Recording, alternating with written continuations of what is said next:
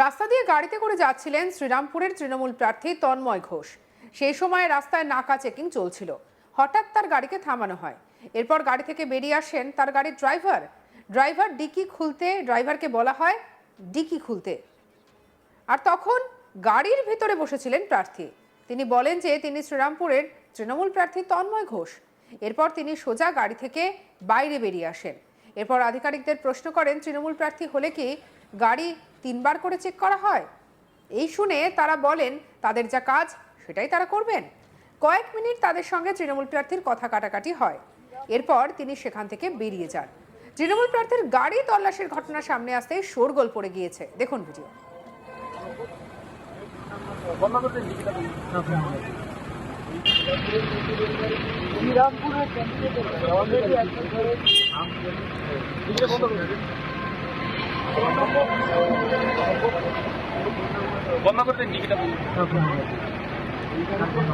আরে ফোন নম্বর দিন না, কে আছেন ড্রাইভার? ফোন নম্বর দিন। কথা বলুন না। আরে কতবার তো বলছি আপনাদের, ফোনটার নাম ওনাকে বললাম, ফোনটার নাম চমকাচ্ছেন কাকে? ফরওয়ান তৃণমূলের ক্যান্ডিডেট হলে কি তার গাড়ি কিনবা করে চেক হয়? দেখুন, তৃণমূল দিলে হবে না, সবাই বলছি আপনি চেক করুন। আমরা চেক করার আরো করুন। জানা গিয়েছে, শ্রীরামপুরের তৃণমূল প্রার্থী তন্ময় ঘোষের অভিযোগ, বৃহস্পতিবার সকালে তিনি যখন কলকাতা থেকে শ্রীরামপুরে আসছিলেন প্রচারের জন্য, সেই সময় প্রথমে সিঙ্গুর বিধানসভার ঝাঁকারি এলাকায় নাকা চেকিং চলছিল। সেখানেই তার গাড়ি দাঁড় করিয়ে ডিকি খুলে তল্লাশি চালানো হয়। এরপর 1 ঘন্টা পর চাপদানি বিধানসভা এলাকার চাপসরা দিয়ে যাওয়ার সময় ফের নির্বাচন কমিশনের আধিকারিকরা তার গাড়ি দাঁড় করিয়ে তল্লাশি চালায়। তন্ময় ঘোষের অভিযোগ, শুধুমাত্র তার গাড়িতে তল্লাশি করা হচ্ছে। তার আরও অভিযোগ, এক আধিকারিক তার সঙ্গে খারাপ আচরণও করেছেন। তৃণমূল প্রার্থী বলেন বিজেপি ভয় পেয়েছে, তার জন্য কমিশনের সাহায্য নিচ্ছে। তার গাড়ি তল্লাশি হোক, তাতে কোনো অসুবিধা নেই, কিন্তু শুধু তার গাড়ি কেন, সেটাই তার প্রশ্ন। কি বলছেন তন্ময় বাবু, শুনবো। ভারতের জাতীয় নির্বাচন কমিশন তাদের যে নির্দিষ্ট নিয়ম, সেই মতো নাকা চেকিং করতেই পারেন, আমার কোনো আপত্তি নেই।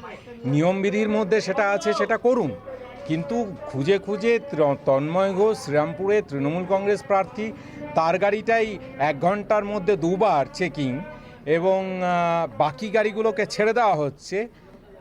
এর কারণটা আমি ওনাদের থেকে জানতে চেয়েছিলাম। এবং যে উদ্ধত আচরণ একজন করলেন, আমি জানি না তিনি কার নির্দেশে করেছেন, হয়তো কারোর নির্দেশে, কিন্তু আমাদের বক্তব্য, এইভাবে মানুষকে আটকে রাখা যায় না।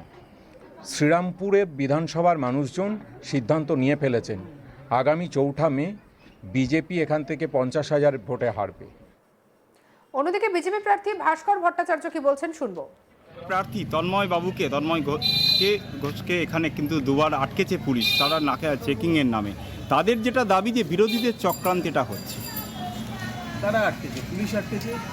পুলিশ মন্ত্রীকে মমতা বন্দ্যোপাধ্যায়, তাদেরই নেত্রী মমতা বন্দ্যোপাধ্যায়। তাহলে এখানে বিরোধীদের হাত কোথায়? বিরোধীরা তো সবসময় মার খায়। বাকি তো পুলিশ চলছে এখন ইলেকশন কমিশনের আওতায়। ইলেকশন কমিশনের সঙ্গে বিজেপির কোনো তো সম্পর্ক নেই। বিজেপি আলাদা, ইলেকশন কমিশন আলাদা। হ্যাঁ, একটা সময় বিজেপি ইলেকশন কমিশনের সঙ্গে সম্পর্ক ছিল তৃণমূলে, যখন রাজীব আর সিনহা ছিল, যার মুখটা অনেকটা সেই ওষুধের মতো। এই নিয়ে আমাদের কাছে পার্থ রাহার রিপোর্ট দেখাবো। নির্বাচনী বিধি লাগু হয়ে রয়েছে, আর নির্বাচনী বিধি অনুযায়ী ইলেকশন কমিশন সন্দেহজনক কোনো গাড়ি দেখলেই তা দাঁড় করিয়ে চেকিং করছে। 2 চাকা হোক অথবা 4 চাকা, তাদের মনে হলেই তারা গাড়ি দাঁড় করিয়ে সেই 4 চাকার ডিকি থেকে শুরু করে সমস্ত কাগজপত্র খতিয়ে দেখছেন নির্বাচন আধিকারিক থেকে শুরু করে কেন্দ্রীয় পুলিশরা। এই যে ইলেকশনকে কেন্দ্র করে কিন্তু ইতিমধ্যেই নির্বাচনী বিধি লাগু হয়ে রয়েছে। এমনকি এই নির্বাচনী বিধি অনুযায়ী রাস্তার মোড়ে মোড়ে চলছে নাকা চেকিং। শ্রীরামপুরের তৃণমূল কংগ্রেস প্রার্থী তন্ময় ঘোষ, তার গাড়ি এদিন দাঁড় করিয়ে চেক করেন নির্বাচন কমিশনের আধিকারিকরা, আর এতেই ক্ষোভে পেটে পড়েন তন্ময় ঘোষ। তৃণমূল কংগ্রেস থেকে এবার শ্রীরামপুরে প্রার্থী করা হয়েছে তন্ময় ঘোষকে। প্রার্থী পদ ঘোষণার পর থেকেই শ্রীরামপুরে মাটি কামড়ে পড়ে রয়েছেন তৃণমূল কংগ্রেস প্রার্থী তন্ময় ঘোষ। তিনি শ্রীরামপুরের একাধিক এলাকায় ঘুরছেন, প্রচার চালাচ্ছেন। প্রচারের মাঝে গাড়িতেই বিশ্রাম নিচ্ছেন, আবার গাড়ি করে এক জায়গা থেকে অন্য জায়গায় যাচ্ছেন। এবং তিনি যেটা বলছেন, তার গাড়ি শ্রীরামপুর এলাকায় বিভিন্ন জায়গায় যাচ্ছে এবং তার গাড়ির সামনে এবং পেছনে কিন্তু স্টিকার লাগানো রয়েছে তন্ময় ঘোষ তৃণমূল কংগ্রেস প্রার্থী শ্রীরামপুর বিধানসভা কেন্দ্র। এবার তিনি যখন প্রচারের উদ্দেশ্যে বেরিয়েছিলেন, তিনি যেটা দাবি করছেন যে 1 ঘন্টার মাঝে দুবার তার গাড়ি দাঁড় করিয়ে চেক করে নির্বাচন আধিকারিকরা। এতেই কিন্তু তিনি ক্ষোভে ফেটে পড়েন। তন্ময়বাবু যেটা অভিযোগ করছেন যে শুধুমাত্র বেছে বেছে তৃণমূল কংগ্রেস যারা রয়েছেন, তৃণমূল কংগ্রেস প্রার্থী বা তৃণমূল কংগ্রেসের হেভিওয়েট নেতা, তাদের গাড়ি কিন্তু দাঁড় করিয়ে চেক করছে নির্বাচন কমিশনের আধিকারিকরা। কিন্তু আরও যে রাজনৈতিক দল তারা ভোটের প্রতিদ্বন্দ্বিতায় নেমেছে, তাদের গাড়ি কিন্তু চেক করে দেখা হচ্ছে না, এমনটাই কিন্তু অভিযোগ আনছেন শ্রীরামপুরের তৃণমূল কংগ্রেস প্রার্থী তন্ময় ঘোষ। তিনি আরো বলেন যে এই নির্বাচনকে হাতিয়ার করে কিন্তু বিজেপি ইলেকশন কমিশনকে হাতিয়ার করছে এই নির্বাচনকে জেতার জন্য।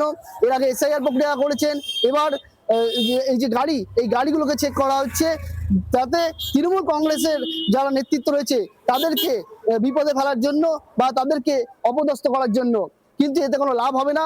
শ্রীরামপুর যে বিধানসভা কেন্দ্র রয়েছে, সেই বিধানসভা কেন্দ্রে ইতিমধ্যেই 50,000 ভোটে হেরে যাবেন বলে মনে করছেন শ্রীরামপুরের যিনি বিজেপি প্রার্থী। তাই ভয়ে এইরকম করাচ্ছেন নির্বাচন কমিশনকে দিয়ে, এমনটাই অভিযোগ তুলছেন তন্ময় ঘোষ। কিন্তু অন্যদিকে আমরা যদি দেখি যে ইলেকশন কমিশনের যে নির্বাচন বিধি, সেই বিধি লাগু হওয়ার পর থেকে কিন্তু এলাকার প্রত্যেকটা মোড়ে, হাই রোডে, দিল্লি রোড থেকে শুরু করে যে জিটি রোড আছে, প্রত্যেক জায়গাতেই কিন্তু নাকা চেকিংয়ের নাকা পয়েন্ট করা হয়েছে। সেখানে কিন্তু কেন্দ্রীয় বাহিনীর জওয়ানরা রয়েছেন, নির্বাচন কমিশনের আধিকারিকরা রয়েছেন। তারা কিন্তু সন্দেহভাজন কোনো গাড়ি যেতে দেখলেই, সেটি 2 চাকা হোক বা স্কুটি হোক অথবা 4 চাকা, সেই গাড়ির সমস্ত ডিকি চেক করছেন, তারা খতিয়ে দেখছেন গাড়ির কাগজপত্র, গাড়ির মালিকের কি নাম রয়েছে বা গাড়িটি কোন কাজে ব্যবহার হচ্ছে, এই সব কিন্তু খতিয়ে দেখছে নির্বাচন কমিশনের আধিকারিকরা। এবং যে সমস্ত জায়গায় নাকা পয়েন্ট করা হয়েছে, সেই সমস্ত নাকা পয়েন্ট কিন্তু সিসি ক্যামেরায় মুড়ে ফেলা হয়েছে। শুধুমাত্র সিসি ক্যামেরায় এইসব নাকা চেকিংয়ের ছবি ফুটে উঠবে না, তার পাশাপাশি কিন্তু সেখানে যা কথোপকথন হবে বা এই নির্বাচন কমিশন আধিকারিকদের সঙ্গে সাধারণ মানুষ হোক বা যাদের গাড়ি ধরছেন, তাদের গাড়ি চালকদের সাথে যা কথোপকথন হবে, তা পুরোটাই কিন্তু রেকর্ড হবে এই সিসি ক্যামেরায়। অর্থাৎ এই যে নির্বাচন, এই নির্বাচনকে সুষ্ঠু করতে কিন্তু যেমন নির্বাচন কমিশন নেমে পড়েছে ময়দানে, তেমনই কিন্তু বিভিন্ন রাজনৈতিক দলগুলো তারা কিন্তু ভোট প্রচারেও কিন্তু মাটি কামড়ে পড়ে রয়েছে তাদের নিজের বিধানসভা কেন্দ্রগুলিতে। পুলিশ সূত্রে এটা জানানো হয়েছে যে এরকম চেকিং তারা প্রত্যেক দিন করছেন।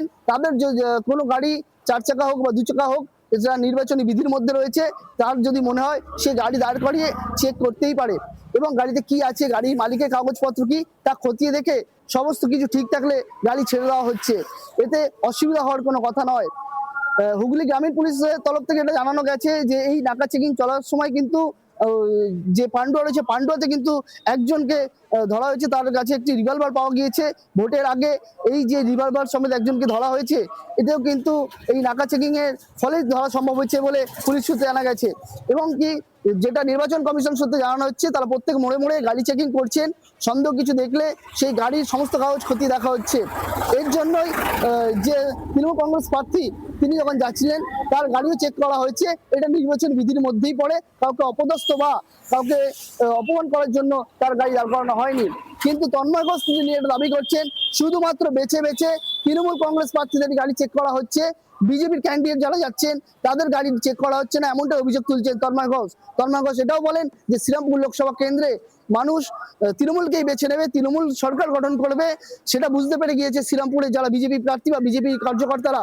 তাই তাদেরকে পর্যদস্ত করার জন্য, তৃণমূলকে অপমানিত করার জন্য কিন্তু এই পথ বেছে নিচ্ছে, বারবার তাকে হেনস্থা করাচ্ছে, এমনটাই দাবি তুলছেন তন্ময় ঘোষ। সঙ্গে রাখুন আজ তাক বাংলাকে অন্যান্য খবরের জন্য সাবস্ক্রাইব করতে ভুলবেন না।